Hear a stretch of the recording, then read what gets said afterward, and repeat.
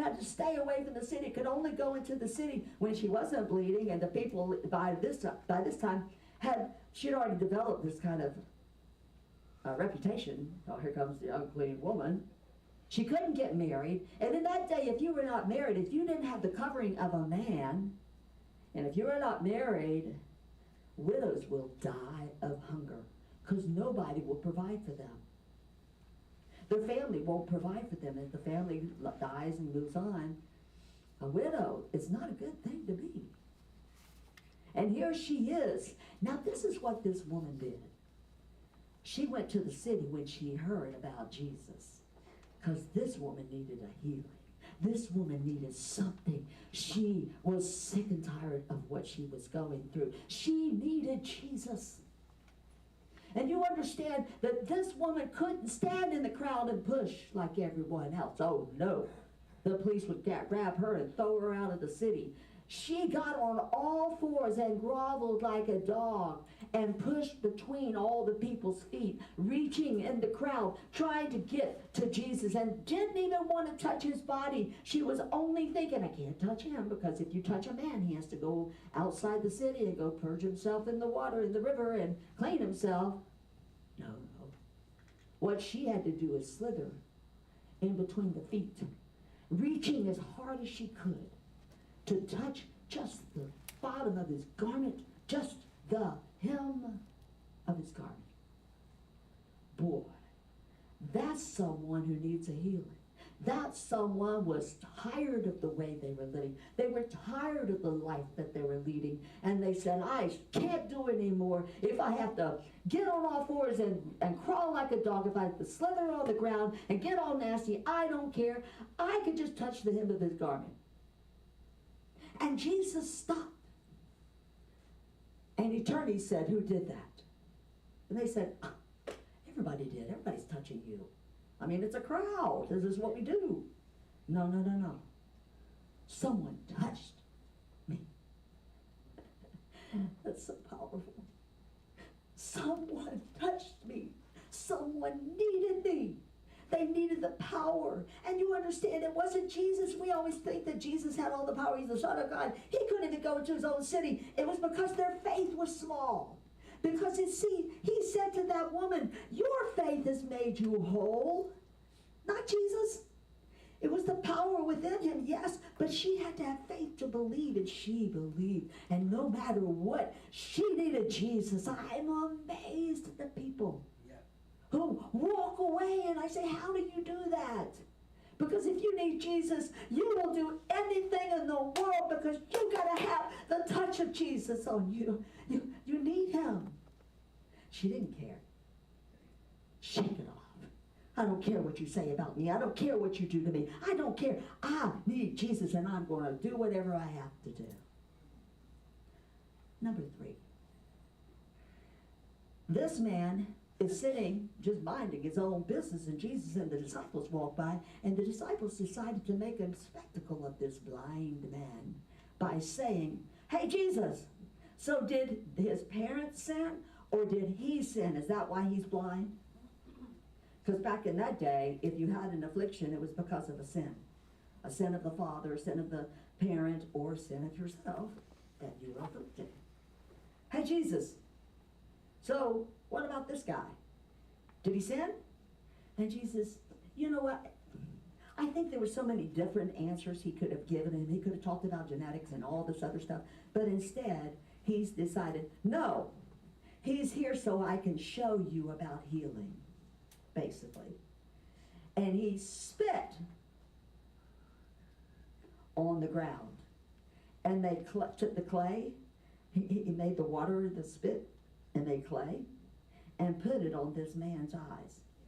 Say what? You're going to spit?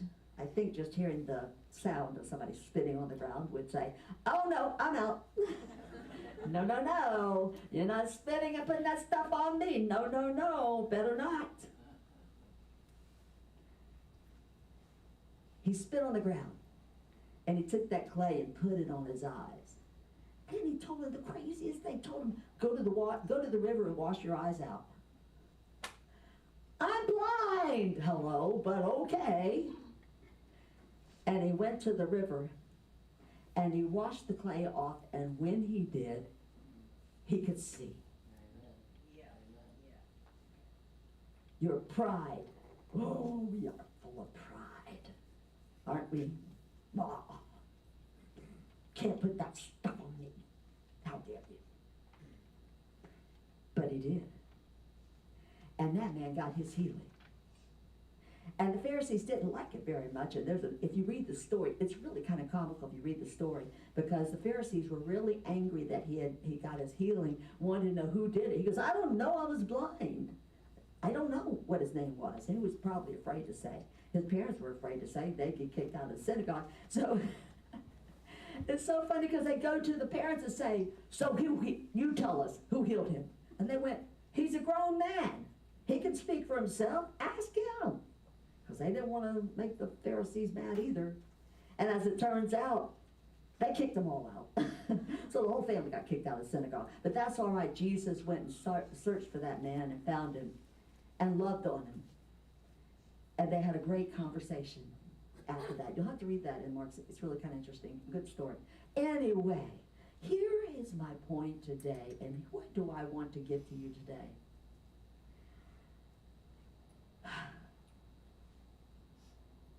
So many of you have, all of you have such a big heart, and you want to do something, yeah? I want to give something. I want to be a part of it. How can I be? And then once you are, and then you work and you work and you work and work, and then somebody walks all over your feelings about it. I'm here to tell you, Jesus knows, and he says, shake it off. Shake it off. It doesn't matter. You keep going. You keep doing. Trusting and knowing that God loves you. He loves you. He understands rejection. He knows what it's like to be bullied. He knows what it's like whenever you walk into your hometown and they can't see past the little child that you were. Can't see past all the things that God has done in your life, and they ignore you, or they say things and they talk about you, and it makes you so mad. But listen, shake it off. He said, let it go. It's obviously not for you. It's obviously that this isn't the place you need to be, so go to the next place. Don't carry that dust with you. Whatever happened over here, don't bring it over here. They're different. It's a different situation. Are you following me? Please say, yes, I know what you're talking about, Pastor. Oh, my goodness. So this is the final thing. Boy, have I just gone off script. I always do. Anyway. In final, let me just say, here's a young lady who liked to write music and loved boys, and the boys liked her, and she liked the boys, and she just kept dating all of them, and then little puppy love, and they broke up with her or cheated on her, so she'd write songs about it. And the more she wrote songs about it, she started submitting them to different record labels, and they liked it. And she wrote more songs about breakups, and more songs about breakups and breakups. And people liked her. And she got more and more and more and more famous. And now she is world-renowned famous. Global. Now, the poppers don't like her.